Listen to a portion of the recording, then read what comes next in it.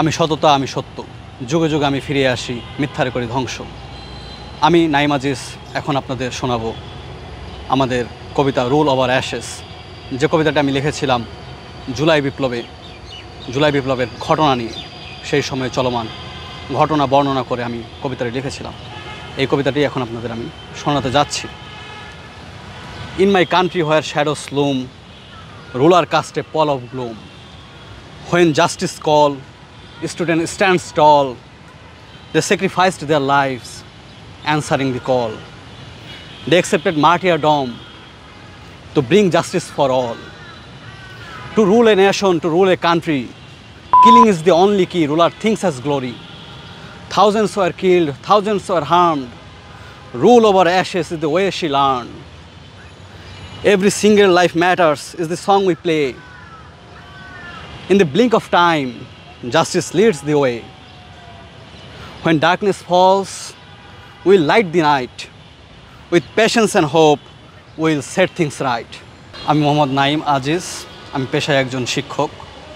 আমি আমার বিএসসি এবং এমএসসি কমপ্লিট করেছি কম্পিউটার সায়েন্স অ্যান্ড ইঞ্জিনিয়ারিংয়ে। আমি মূলত একটি কবিতা লিখেছি যার নাম রুল ওভার অ্যাশেস, এবং এই কবিতাটি এখন ইতালির পাঠ্য বইয়ে পড়ানো হচ্ছে। এবং আমাদের এই কবিতাটির মূল বিষয় ছিল আমাদের জুলাই বিপ্লবের ঘটনা নিয়ে, সেই সময়ের ঘটনা, সেই সময় কী ঘটছিল তা আমি তুলে ধরেছি এই কবিতায়। কারণ আমি চাচ্ছিলাম যে পৃথিবীর মানুষ জানতে পারুক যে আমাদের জুলাইয়ে কী হয়েছিল, ইতিহাস যেন বিকৃতি না হয় এবং ইতিহাস যেন আমাদের রক্ষা পায়। এর জন্যই মূলত এই কবিতাটি লেখা। কারণ এই কবিতাটা আমি যখন লিখি মূলত 23-24 তারিখ, তো সেই টাইমে আমরা যখন দেখছিলাম যে আমাদের এই ইতিহাস বিকৃতি হওয়ার পথে এবং আমাদের বহু জুলাই যোদ্ধারা যারা প্রাণ দিয়ে ফেলেছেন, যাদের প্রাণ হারিয়েছেন এই জুলাইয়ে একটি অন্যায়ের বিরুদ্ধে কথা বলতে গিয়ে।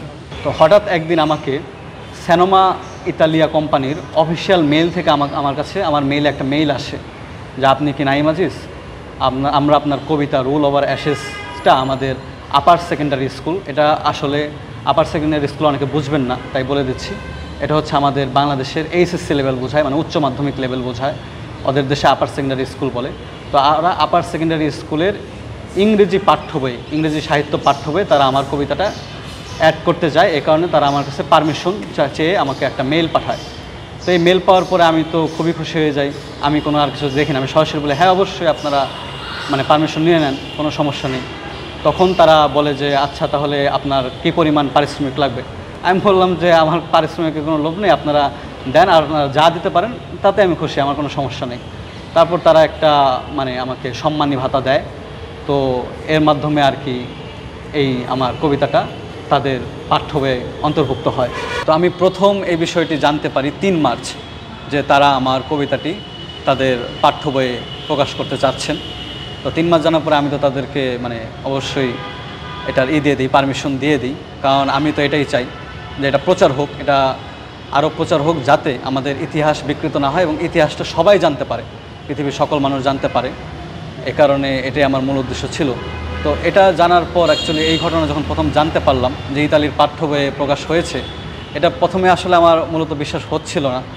আর আমি তো খুবই আনন্দে ছিলাম, সবাইকে জানাচ্ছিলাম, আমার যত আত্মীয় স্বজন আছে, আমার যত মানে পাড়া প্রতিবেশী যত মানুষ আছে সবাইকে জানাচ্ছিলাম, খুবই আনন্দিত হয়েছিলাম আমি। এবং তখন আমার জাস্ট একটা কথাই মনে হচ্ছিল যে মহান আল্লাহ তাআলা আমাদের প্রত্যেকটা ভালো কাজেরই প্রতিদান দেন। সো কারণ আমি যে কাজটা করেছিলাম এই কাজের জন্য কিন্তু আমি ততক্ষণ পর্যন্ত মানে কাউকেই বলিনি, মানে আমার আশেপাশের মানুষরা জানতো, আমার খুব ক্লোজ মানুষরা জানতো, বাট এসব নিয়ে আমি কোনো প্রচারণা চালাই নেই যে আমিও মানে এই কাজ করেছি বা এগুলো কাউকে বলছিলাম না আমি তখন। তো মানে এটা সম্পূর্ণ আল্লাহ তাআলার কৃপা যে তিনি ভালো কাজের পুরস্কার দিয়ে থাকেন। এবং এটা আমাদের জন্য আসলে শুধু এটা আমার জন্য না, এটা আমি মনে করি এটা বাংলাদেশের জন্যই একটা বড় গর্বের বিষয়। কারণ আমাদের জুলাই বিপ্লবের ঘটনা নিয়ে একটি কবিতা যে কবিতাটা জুলাই বিপ্লবের ঘটনা ভালো মতো বর্ণনা করে থাকে, সেই কবিতাটা এখন ইতালির পাঠ্য বইয়ে। এটা আমাদের দেশের জন্য একটা বড় গৌরবের, এবং এই গৌরব আমি মোটেও একা নিব না, এটা আমার সমস্ত দেশে।